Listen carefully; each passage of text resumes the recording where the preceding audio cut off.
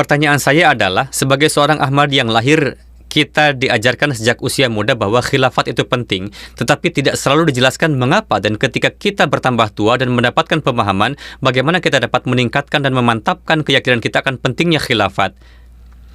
Jika Anda hanya diberitahu bahwa khilafat itu penting dan Anda tidak diberitahu mengapa, maka itu adalah kesalahan di pihak orang tua.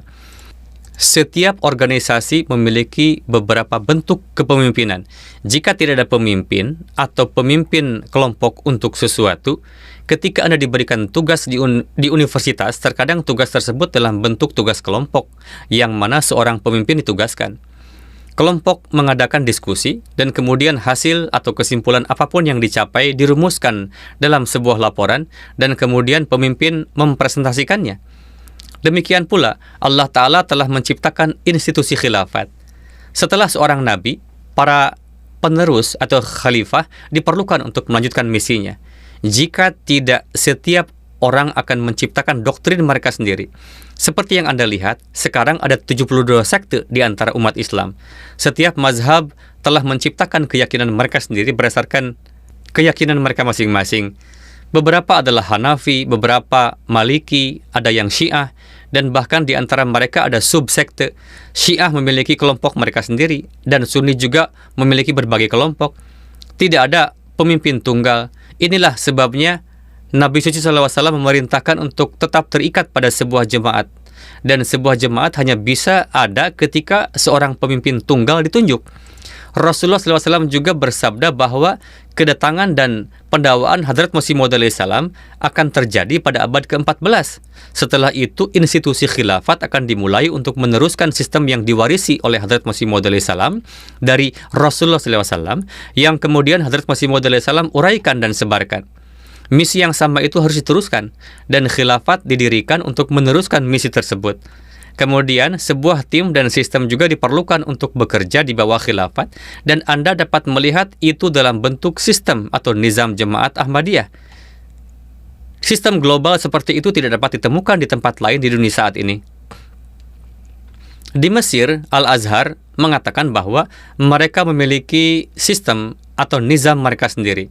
Sementara ada sistem Sunni yang terpisah di Pakistan, dan sistem Sunni lain di India. Dari semua Sunni di dunia yang jumlahnya cukup besar, tidak ada satupun dari mereka yang berada di bawah satu panji. Hanya jemaat Ahmadiyah yang telah tersebar di lebih dari 200 negara di seluruh dunia dan berada di bawah satu khilafat. Inilah tujuan khilafat, dan pentingnya adalah bahwa Anda memiliki kepemimpinan yang membimbing Anda dan memberikan Anda tarbiyat sesuai dengan apa yang terjadi di dunia. Banyak orang menulis surat kepada saya tentang hal ini juga. Saya mungkin menyampaikan khutbah tentang topik tertentu, misalnya masalah pernikahan, menilai kasus-kasus dari Kanada. Saya akan menjadikan itu sebagai dasar, dan saya menyoroti berbagai masalah yang muncul. Kemudian mereka yang di Inggris akan mengatakan bahwa mereka juga menghadapi masalah yang sama. Orang-orang di Turki akan mengatakan bahwa mereka juga menghadapi masalah yang sama.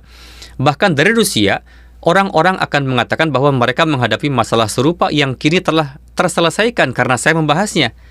Jika Anda pergi ke Amerika Selatan, orang-orang akan mengatakan bahwa mereka menerima solusi untuk masalah mereka dari sesi tanya jawab yang saya adakan. Ada kesatuan yang ada karena semua orang berada di bawah satu panji khilafat.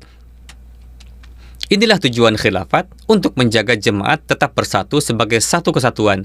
Jika Anda memahami hal ini, maka Anda akan baik-baik saja. Jika tidak, setiap orang akan menciptakan bentuk iman individualistik mereka sendiri yang tidak akan menghasilkan kesuksesan apapun. Mengapa begitu banyak ketidakadilan telah dilakukan terhadap umat Islam?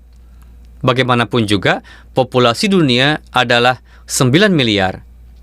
Dari jumlah tersebut, hampir 2 miliar adalah Muslim, dan 54 negara dianggap sebagai negara-negara Muslim. Mereka memiliki uang, kekayaan, dan minyak. Namun ketika Israel menyerang Palestina, tidak ada satupun dari mereka yang mengambil sikap. Mengapa? Karena mereka tidak memiliki pembimbing. Tidak ada yang menunjukkan jalan kepada mereka. Tidak ada yang melindungi mereka. Setiap orang memiliki kepentingan pribadi mereka sendiri dan tidak melakukan apapun untuk Palestina. Jika mereka berada di bawah satu panji, maka hal-hal ini tidak akan terjadi. Inilah manfaat khilafat,